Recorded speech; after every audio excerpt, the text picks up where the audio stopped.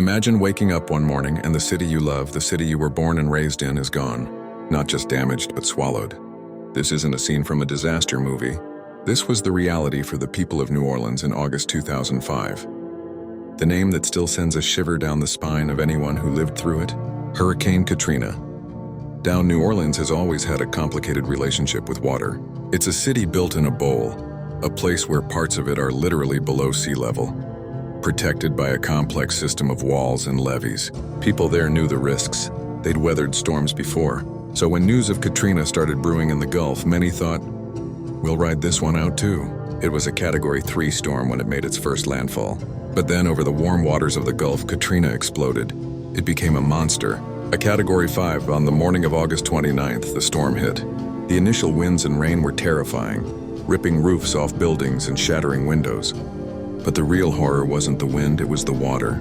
The storm surge, a massive wall of ocean water pushed by the hurricane, was more powerful than anyone could have imagined.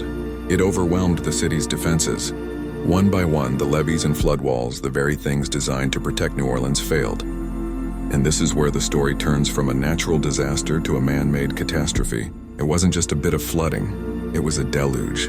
Water didn't just seep into the streets, it crashed through the breaches in the levees like a river, a torrent of brown, murky water filled with debris. Within hours, 80% of New Orleans was underwater. Think about that, 80%. In some neighborhoods, the water was so deep it reached the rooftops.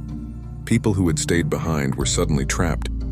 They scrambled to their attics, hacking through their own roofs with whatever they could find, desperate to escape the rising tide in their own homes. The images that followed are seared into our collective memory.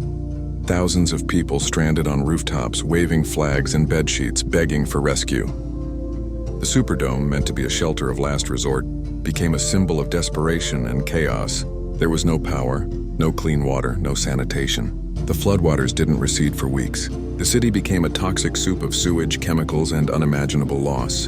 Hurricane Katrina was more than just a storm. It was an event that laid bare deep-seated issues of infrastructure, race, and poverty in America. It showed us what happens when nature's fury meets human failure. The story of Katrina isn't just about the flood. It's about the resilience of a city that refused to be washed away. A city still rebuilding and remembering, a testament to the enduring spirit of New Orleans.